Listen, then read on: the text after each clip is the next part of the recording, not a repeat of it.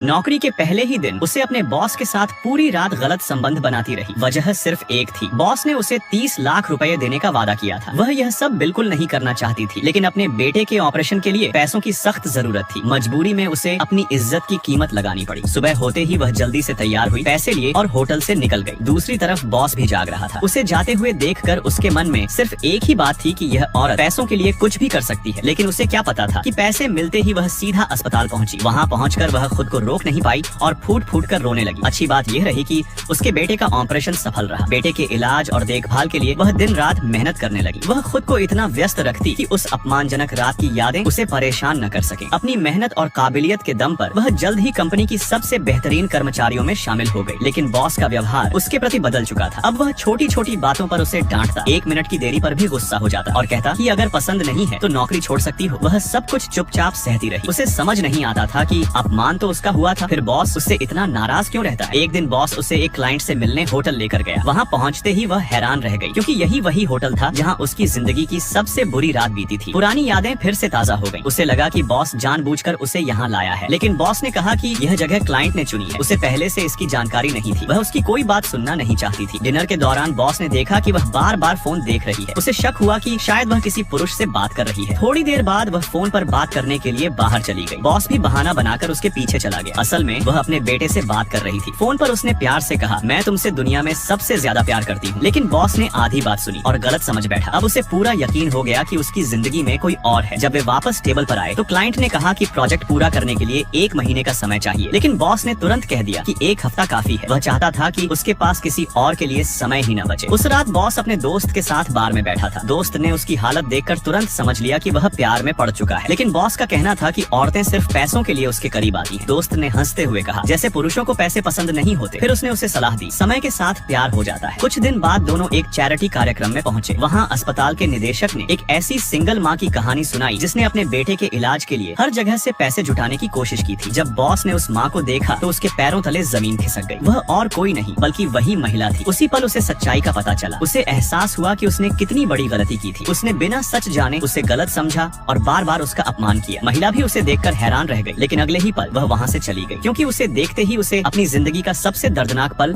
याद आ जाता था। अस्पताल के बाहर पहुंचकर वह अपने आंसुओं को रोक नहीं पाई। उसके सारे दुख और दर्द बाहर आ गए। बॉस भी पीछे पीछे बाहर आया। उसने उसे रोते हुए देखा, लेकिन शर्म और पछतावे की वजह से उसके पास जाने की हिम्मत नहीं जुटा पाया। उधर उसका दोस्त पूरी सच्चाई जान चुका था। उसे महिला पर बहुत तरस आया। वह उससे मिलने अस्पताल गया, लेकिन वहाँ सिर्फ उसका प्यारा बेटा मिला। इसके बाद दोस्त सीधे कंपनी पहुंचा और बॉस को जमकर खरी खोटी सुनाई। उसने कहा, तुमने इतनी बड़ी गलती की है और अब उससे भाग रहे हो। क्या यही एक असली आदमी की पहचान है? दोस्त की हर बात सीधे उसके दिल में उतर रही थी। आखिरकार उसने फैसला किया कि अब वह खुद जाकर उससे माफी मांगेगा। वह उसके घर पहुंचा और पहले फोन किया, लेकिन उसने उसका कॉल तुरंत काट दिया। मजबूरी में वह दरवाजे तक गया और घंटी बजाई। दरवाजा खुला तो वह उसे देखकर चौंक गई और तुरंत दरवाजा बंद करने लगी, लेकिन उसने हाथ लगाकर दरवाजा रोक लिया। फिर उसने सच्चे दिल से माफी मांगते हुए कहा, अगर मुझे पता होता कि तुम अपने बेटे की जान बचाने के लिए पैसे जुटा रही थी तो मैं कभी ऐसी शर्त नहीं रखता, लेकिन तुमने मुझे सच क्यों नहीं बताया? यह सुनकर वह गुस्से से भर गई। अगले दिन जब बॉस ऑफिस पहुंचा तो उसके सामने एक लिफाफा रखा था। वह महिला का इस्तीफा था।